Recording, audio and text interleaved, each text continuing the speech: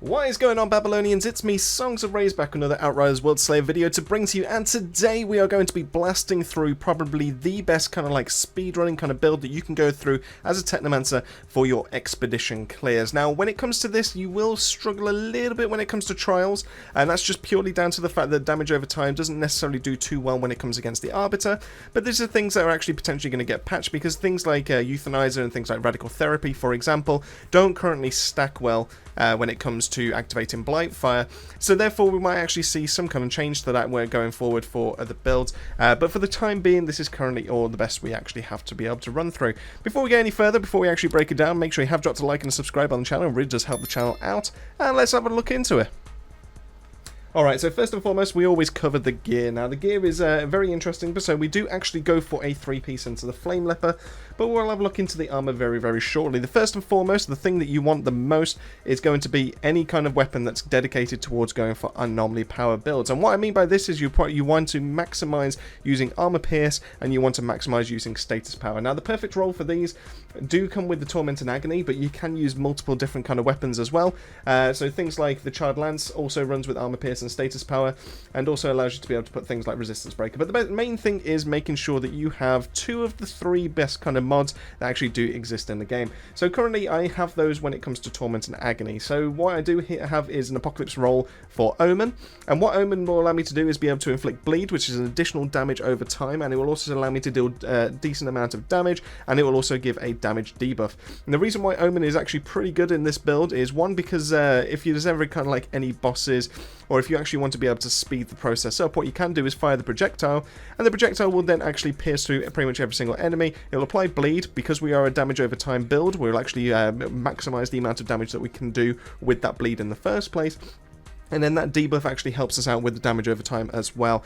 So I find this works really, really nicely when it comes to certain elites, and it's probably one of the better kind of damaging weapon mods that you can actually go for when it comes to this. What you can also go for is things like Fortress. Fortress would actually be a really good mod to be able to go for with this. Not only would it increase your survivability, but it would also give a very nice damage debuff, sorry, not a debuff, kind of damage buff to yourself for every single dot tick that actually applies when you actually use the skill. So therefore I do think that the Fortress is a very nice choice to be able to actually go for this, but primarily you want to go for armor pierce and status power. So if you get those first, then look for Omen, and then look for any other thing as well. So what we also have on here as well is Mage's Rage. Now, Mage's Rage is important because when we increase our anomaly power, that increases the amount of damage over time that we actually do in the first place. So therefore trying to stack our anomaly power as much as possible is what is important when it comes to this build. So if we go from there, obviously this is just standard stuff. If you've looked at any of our other anomaly power builds when it comes to Technomancers, that's just pretty much standard. So let's have a look into everything else and what's actually not standard and what actually makes this so good and makes it so speedy in the first place. Alright, so first up, let's have a look at the helmet, which will be the Ronin's Amigasa.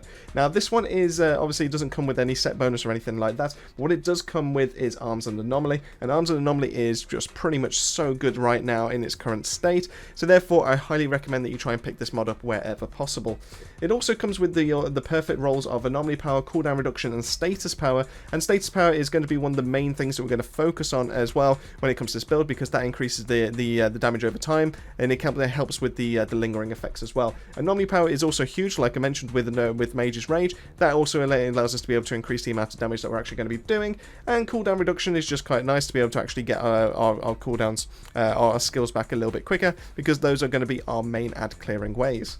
So Arms and Anomaly is, like I've already said, that's a great one to be able to go for, and we will be hitting critical shots because this also pairs quite really nicely with our Mage's Rage. On top of this, I've also gone for Unstoppable Force because this increases our Anomaly power by 50% of our Resistance Pierce, and because we are planning on using things like no resistance against the Fortified, so we then feed back into our Resistance Pierce to then actually give us more Anomaly power. This is how we're able to actually deal so many high damage numbers when it comes to damage over time. Go from there, we actually go into the first of our 3 pieces for the Flame Leper, so we actually do go for the Robes of the Flame Leper, which gives us anomaly power, cooldown reduction, status power. You can see where this is going, and I got a really good roll with this, which actually gives me no resistance against the Fortified as standard with the Apocalypse mod. Now, what you would want to do is replace the second mod on this. So you want to keep Party Starter. Party Starter is a really, really nice one. It doesn't sound like it does much on paper, but what it actually does is be able to increase the strength of Fixing Wave to then increase the amount of damage that Bad Medicine is actually going to do. So increasing the strength of the skill is by 8% for each enemy within the arena, not actually within a certain radius. It's actually what's actually spawned already on the map, and this goes all the way up to 100%. And then when you actually activate your Fixing Wave, when you're actually close to max health, this will actually put your overheal to stupid amounts, which then feeds really nicely back into Bad Medicine, where overhealed players inflict toxic and then deal so many points of damage for each % of overheal in a 10-meter radius. It's not unheard of to be able to go over 60% with this, which is why we're actually be able to use Fixing Wave as a decent damage dealer in the first place, and it's also a really nice AoE kind of help.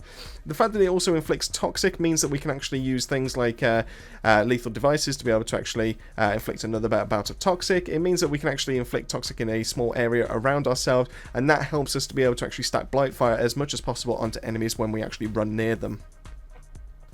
No resistance against the fortified is just pretty much standard. Let's be honest, we already know what that kind of does, but just in case you're brand new, increases our resistance piercing by 100% of our armor piercing, and that's why it's important that we actually have a gun that has armor pierce, because that means that we get a nice 30% back into our resistance pierce, which allows us to be able to go and deal more damage to enemies through our skills. But then also on top of that, because of the helmet with unstoppable force, we then get a nice 15% increase to our anomaly power just from that as standard, just by holding those guns out. So that's why it's really important to be able to actually find those kind of guns and that interaction.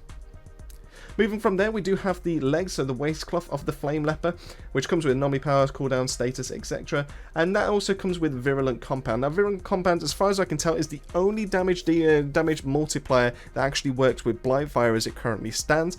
And that means that you'll be able to deal an additional 10% damage. But also what's quite nice is the fact that if you do actually kill an elite when they're afflicted by Blightfire or Toxic, they will actually explode, dealing a decent amount of damage, and then spread that status to other enemies. And that will allow you to be able to chain this. It will actually be able to be a really nice way to be able to spread the damage over time. So I do recommend that you try and get Virulent Compound as much as possible, but if you are going for this, then you would replace the second mod anyway. And what I've gone for is Alchemical Mastery. While the skill is active for blighted rounds, weapon damage or anomaly power bonus is equal to our 15% of our status power, whichever is higher. Because this is an anomaly power build, we will always have anomaly power highest, so therefore we will actually get a nice 15%. And because we are stacking status power so much due to the fact that we are a damage over time build, we'll actually see a very nice anomaly power increase just due to the fact that we've gone as much as possible into status power. Now, unfortunately, I do have Apocalypse mods on this, and I believe it was the head, which literally offer me nothing as it currently stands. So if you do actually get some better Apocalypse drops, feel free to swap those mods out, and I will actually come up with a couple of recommendations for mods that you can actually put in there that will make this build even better, and these will be potentially the god rolled items to be able to actually look out for. So going from there, we actually do finish off the set with the Gauntlets of the Flame Leper, and these come with max health, skills life leech, and status power. Now, the skills life leech is actually going to be a really nice thing to feed into our Pax trees, which we'll get into very, very shortly. But once again, it does have status power. Unfortunately, it kind of means we have to sacrifice anomaly power for one roll, but hey ho, that's something we can get around just for the one piece and to be able to give us Blightfire. This will come as standard with the, it comes as standard with Rapid Reaction, where Blighted Rounds reduces our skills cooldown by 50%. Is actually quite nice in this build, because when we actually do use rapid firing pistols, we will actually go through those rounds quite quickly, and to be able to actually get those back a little bit better and to actually feed into our skill tree is actually a really nice bonus to be able to have. To the Bone is pretty much the standard for any kind of anomaly power or any kind of build really that utilizes Blighted Rounds, because it increases our anomaly damage by 15%, because all of our damage over time is going to be anomaly based damage. Therefore it makes sense for us to actually pick this up, so it increases the amount of damage that will do as standard, and also any other kind of damage that we will actually be dealing, whether it be through the actual rounds themselves or whether it comes through detonations from actual Virulent Compound. Now, it did roll with Trick Up the Sleeve. Now, I would recommend that you probably get this swapped out. Once again, this is another dead Apocalypse mod, so therefore you can tell I haven't had the best of luck with this. But like I said, I will actually cover a few mods, and if you can get any of these that we've currently gone through so far in here, then all the more better, all the more power to you, because this means that this build will just go from strength to strength, basically. And then lastly, we've just got the boots, and the boots have just gone for an epic set, which have gone for anomaly power, cooldown reduction, and status power. Now, the main thing to really focus on here is all three of these are actually, well, definitely the top two. Long Winter and Toxic Piercer are pretty much key, and Untamed Power adds a very nice kind of like DPS boost to it as well, especially when you're right next to some elites, and it will actually help you out quite nicely, because we're actually stacking our anomaly power quite high to be able to increase the amount of damage over time we're going to be doing. It then makes sense that we actually utilize Untamed Power to be able to deal the maximum amount of damage, and it really just helps burst down some of those elites like I've mentioned. So Long Winter is there to increase the radius of our Cold Snap. This is going to be the main skill that's actually going to be used to be able to stretch out and actually inflict toxic to as many enemies as possible. It allows us to be able to do similar to like an Ash Blast for like a Pyro, if you're ever familiar with the NUKE Pyro kind of build set. Toxic Piercer is also very, very nice on this, and this is why it's also important that we stack our Resistance Pierce as high as possible, because this has increased the effectiveness of Toxic by 65% in my current build. What I will say is a caveat to this is that this will not affect Blightfire. So as soon as you put Blightfire on, Blightfire will do its own separate damage over time, and it will no longer be affected by Toxic Piercer. Toxic Piercer is there to be able to activate for when you activate your Cold Snap in the first instance, and you can't apply Blightfire to every single enemy that's nearby in that first go, so therefore you can actually increase the amount of damage you're just going to be doing from there, and it really helps thin out some mobs, and this is more than enough to be able to take out things like riflemen, things like the shotgunners, the snipers, etc, etc. It's only when you actually start getting into elites that Blightfire really comes into its own, and that's what actually makes it so good for taking down elites in the first place. And like I said, Untamed Power allows us to be able to give us a nice DPS kind of boost. Like, because we're just doing the standard stuff that we're doing with our build in the first place, we're going to be stacking up that Anomaly Power. Makes sense. Take advantage of it, help detonate some of those elites, and then move on as quickly as possible. Alright, so looking at the stats, we actually do have some nice 40% armor pierce, and 30% of that will be from the gun, 10% will be from the Ascension tree. We'll get into that very, very shortly. Feeds into our resistance, feeds into our anomaly power, and all that stuff is good to go. Now, it's important to note of your status power, because your status power will increase the amount of damage that Toxic will be doing, as well as our bleed, which we actually do have on our Omen. And then on top of that, we also do have some skills life leech, which also feeds into the anomaly power, which we'll get into very, very shortly. Alright, so going from there, let's have a look at the skills. Now, the skills are the important part here. So the two AoE that we're going to be using will be Fixing Wave and will be Cold Snap. It's important to be able to get the cooldowns on these as low as possible, because these will be the main ways to be able to spread the amount of the toxic in the first place. But you can quite happily use Blighted Rounds to be able to do that as well, but it's more of a manual process when you actually do that one. Now, Fixing Wave, I genuinely would love the mod that allows us to be able to inflict weakness and also reduce the cooldown by 20%, because then that would bring it more in line with Cold Snap, and it will allow me to be able to alternate between the two. I do think that's going to be one of the better ways to be able to actually utilize this build. So if you can ever get that one ready and into one of your Apocalypse mods or anything like that, then by all means, definitely recommended, go for it and make sure that's in there as well, because that 20% is a really nice boost. The weakness is okay, but it is mainly for that cooldown.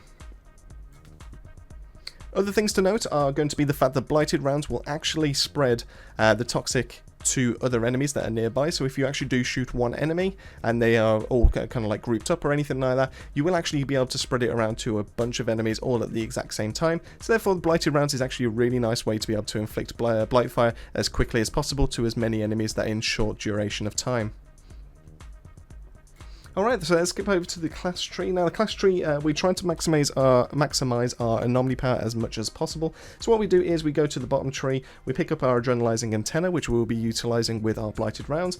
We'll go into Wipeout to be able to increase the amount of damage when we do where enemies get below 30% health, which is really, really nice. We are planning on using Freeze a lot, so therefore we go picking up Exposing Frost. I would have preferred Exposing Toxin, but unfortunately, because of the amount of points that we actually need to be able to finish this all off, I do think that Exposing Frost is going to be the easier one to be able to actually utilize, but you can quite happily just grab that one as well, if you ever wanted to mix this up.